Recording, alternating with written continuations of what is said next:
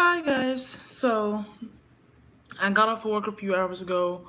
I wanted to chill out for a little bit, eat, and then do the video. So here we are. This is my Hell in a Cell pay-per-view talk. Um, and I'm gonna be just talking about each match, how I feel about each match, the build-up, and all that. So yeah, let's get started. Um, First let's start off with the men's. Roman Reigns versus Braun Strowman Universal Championship, and this match is gonna be inside Hell in a Cell. Really good build up. I know Smarks love to say, "Oh, they're turning Braun heel because they want fans to Roman." Smarks are fucking dumb. Like Roman Reigns get the John Cena treatment, and the John Cena treatment is one of the biggest, if not the biggest, pops of the night most of the time. Why the fuck would they want to change that? If the Smarky crowds are gonna do nothing but boo him, why the fuck try to change it? No. They were probably always going to turn Braun heel. They just needed to wait until the Shield reunion to do it. Because as much as Smarks love to fake love Braun, because let's be real here, they were not fucking with Braun like that until his feud with Roman. They had to make sure that all the Shield was together and shit before they could.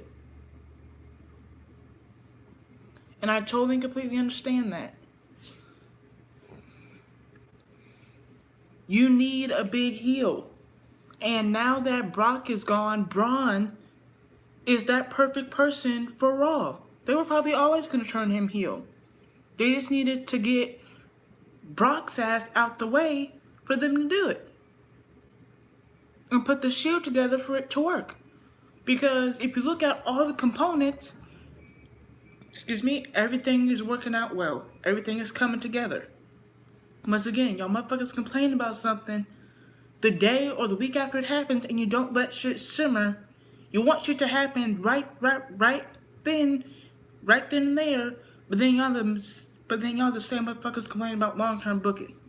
Like dumbasses. But no, this has really good build up. These two have real good chemistry. Sometimes their matches are boring, but since it is inside Hell in a Cell, I expect this match to be really, really good and really, really brutal. So yeah. And I don't do predictions ever. I do who I want to win, so I'm gonna go. Who I want to win for this is Roman. So, and then AJ versus Joe WWE Championship. This is a very personal rivalry.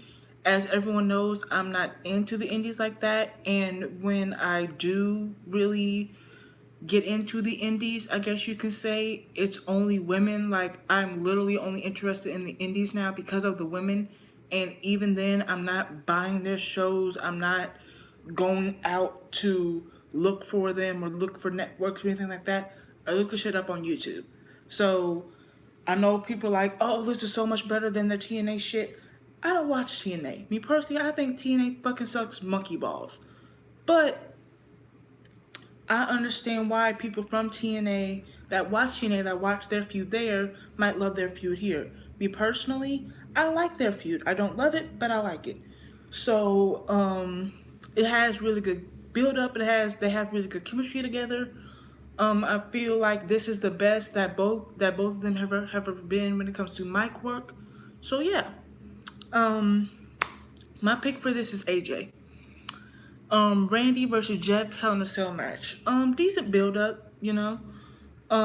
We all know that Jeff Hardy is retiring soon, and one of the things that he wanted to do before he retired was a Hell in a Cell match, which is likely why he got this match, and probably not Joe, and probably not Joe and AJ, because in my opinion, Becky and Charlotte was never gonna get the Hell in a Cell for SmackDown, like ever. But yeah, decent build up, you know. These two are both known for brutal spots, so I expect for their Hell in a Cell match to be a lot of brutal spots, and Jeff being the spot crazy monkey that he is. So I mean, shit, he did a random SWAT ton off of the damn um off of the ledge on Randy Orton a couple weeks ago. So who has an idea of what the fuck his mind is when it comes to the Hell in a Cell match? But I'm gonna say Jet for this. Alright, and then we got Drew and Dolph versus Seth and Dean Raw Tag Titles. We knew that this was gonna happen as soon as Dean Ambrose came back. We knew that as soon as Dean Ambrose came back and as soon as Seth won the Intercontinental Championship back, we knew that this tag team match was gonna happen. We knew that this and Roman Reigns versus Braun was gonna happen. Me personally, I don't mind it because I feel like it's been good build up and I feel like it will continue. Even though I find Dolph completely boring as hell, he's annoyed me, but not as much as he has in the past. Drew, he's kind of iffy with me. I feel like when him and Dolph probably feud, I might get more interested in it because we know that feud is probably gonna happen as well. But yeah, I of course love Seth. I love Dean. Like, Seth and Dean's relationship is so freaking cute on WWE TV to me. Like, Dean just jumping up and down, just breathing. Seth's just like, hey, and Dean's just like, I'm just breathing, dude. I'm not doing anything. Calm down. I'm good. It's just like, I love that type of stuff. So yeah, but who I want to win, I'm going to say Dean and Seth. But like I said, it's not predictions, it's just who I want. So Dean and Seth. And then New Day versus Rusev and Aiden for the SmackDown Tag Titles. This is a filler feud. Well, not a filler feud, I won't say that just yet. But this might start out as a filler feud and then it might turn into something like the Usos versus no, I'm not even gonna say that far. But this might start out as a filler feud but turn into something special. So who knows? But yeah, I'm cool with this. I'm good with it. And I'm gonna do New Day. And if you guys are wondering why the men's is so short, it's because I don't think Shinsuke is defending his title, and Seth is in the tag match, so the Intercontinental Championship isn't being defended. And me personally, hold on for a second. And me personally, I don't feel like Shinsuke has anyone to fight other than probably R-Truth or Ty Dillinger. And Seth, I feel like he's doing great things for the Intercontinental Championship, but there's no one to really challenge him yet. And when it comes to the Intercontinental title, he needs a challenger to have a singles match. Like, it can't just be willy-nilly thrown together and all that. Because, like, with New Day versus Aiden and Rusev, that could be something that they throw together and make into a feud. Normally with the Intercontinental Championship, they have a feud and then do the matches. So it's kind of like the opposite. But yeah. So that is the card for the men. Now the card for the women. And I count mixed tag matches as women matches. I did that with Nina versus Miz and Maurice at WrestleMania 32. So I'm going to do that with Brie and Bryan versus Miz and Maurice. Okay, Brie and Bryan versus Miz and Maurice.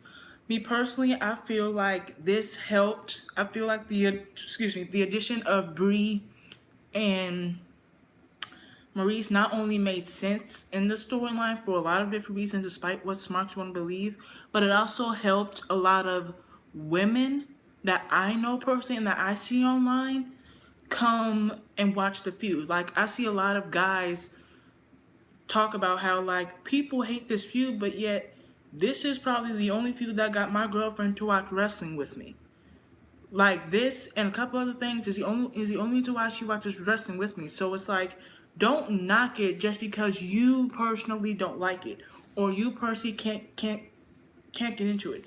You are one person, there can be tens to 20s of people. That sounds dumb, but whatever. But there can be multiple other people that did get into this feud because of the women and their involvement. Because when you think about it, the women, especially Maurice, has been involved in this feud for a long ass time. From when Daniel first retired and Maurice came back until now. So it's like, don't knock the women being in it just because you don't like the women that is in the story. Like, fuck that. That's bullshit. Maurice literally handed Miz brass fucking knuckles or some shit at SummerSlam. Of course they're going to add the women to the feud. It lets it have a cool down period so that we aren't having 3 Miz and Bryan singles matches in a month. And it lets people that wouldn't normally be into this feud get into this feud. It's letting people be reintroduced to Brie as a singles competitor. It's letting people get reintroduced to Maurice as a competitor, possibly. And it's adding a new dynamic. What the fuck is wrong with it? Me personally, I don't mind it. I feel like there is some similarities to the Nina and Miz Maurice storyline, but overall, I feel like the storylines are very different, and I feel like the build-up is very different. And I like it because it works. And once again, if the match is better than Nina versus Miz and Maurice, do not try to drag Nina versus Miz and Maurice's match, because that match was perfect for what the storyline was and what the purpose for the match at WrestleMania was. This match is based off of Miz and Maurice being cowards in the ring and them wanting to constantly take shortcuts and not want to fight them head on. So naturally, quality match-wise is going to be better. So don't try to act like that match fucking sucked because the match quality. No, that match was perfect for what the storyline was and what was happening at WrestleMania. So yeah. On top of that, Maurice has been way more physical in this storyline than she ever was in the Nina storyline. So naturally, those two are probably going to be a little bit more involved in the ring than Nikki and Maurice was. But either way, I am really excited for this match. I hope Brie and Maurice do some shit. I think that Brie and Bryan are probably gonna plan to do a double dive outside the fucking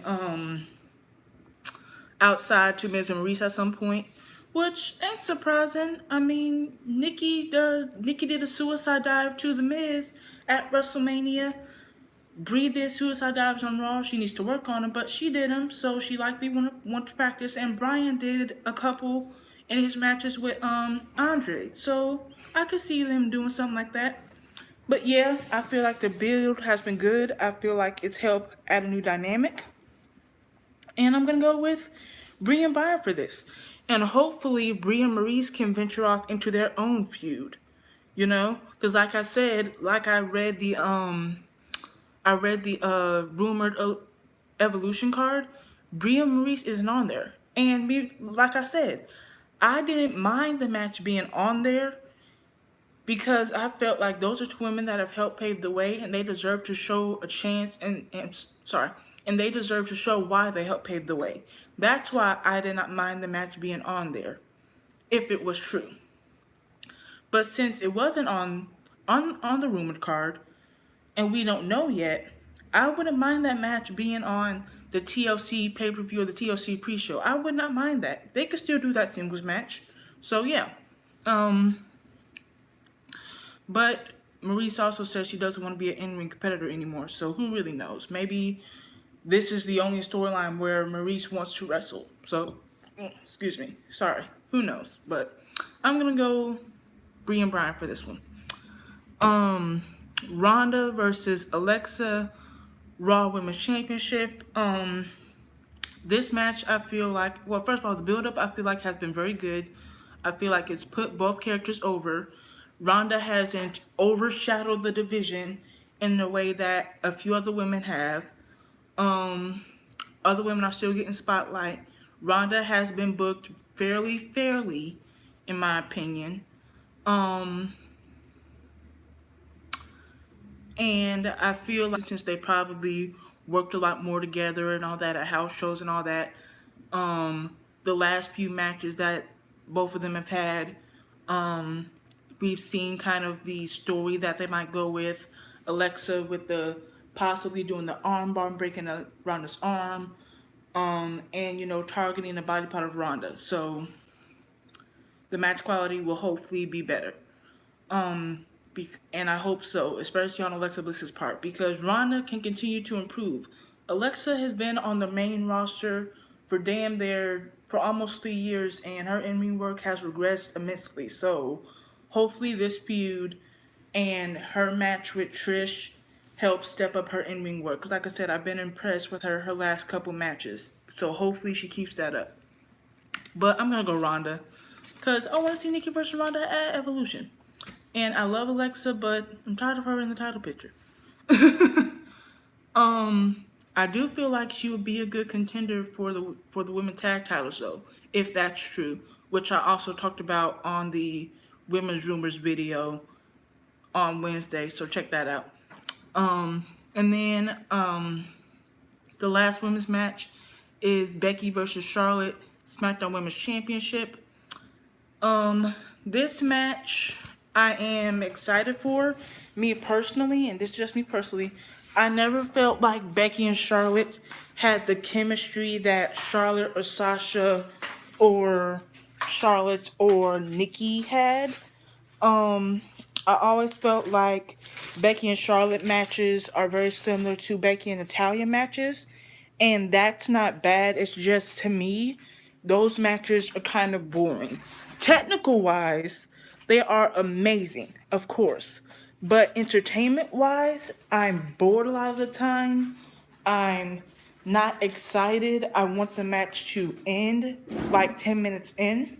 So hopefully they mix their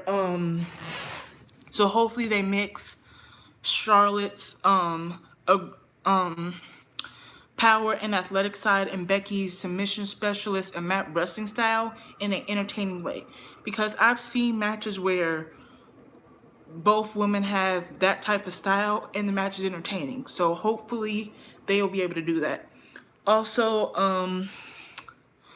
I've never felt like this match deserved Hell in a Cell yet. I don't know why people thought it was going to be. I don't know why that dumbass person in my last video said that this should be the main event of Hell in a Cell. Like, fuck you. No.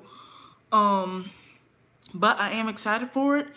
I'm ready to see it. I'm ready to be impressed. I'm ready to be wowed. Because I know that these two can go. But I just don't want to be bored. Is my thing with them. But yeah. I'm gonna go. I'm not really a huge fan of either one. So I'm just gonna go Charlotte. What I'm not looking forward to is the Smarks complaining either way. Because anytime Becky is involved in something, they feel like she has to win right away, or she has to be given the whatever it is right away, otherwise it's just gonna ruin her, blah blah blah blah. Mind you, these are the same people that were pissed off how her title reign was. Yet those are the same motherfuckers that said she had to be the first women's champion for SmackDown. And it's like, you're kind of the reason why WWE booked her that way. Y'all pushed her too fast, too soon, and she hindered because of it. But yeah. That's the card. I will be watching it on, I do work on Sunday, but Sundays are never busy. And I'm probably going to get cut early as hell. So, yeah. But yeah, I am going to, watch the pay-per-view when it comes on. And then I'm going to do 2 separate reviews. One for the women, one for the men. The men will most likely be first, and then the women. So, I'm undecided on if it'll be the day of or the day after, but we will see. So, with further ado, see you guys on Sunday. Peace.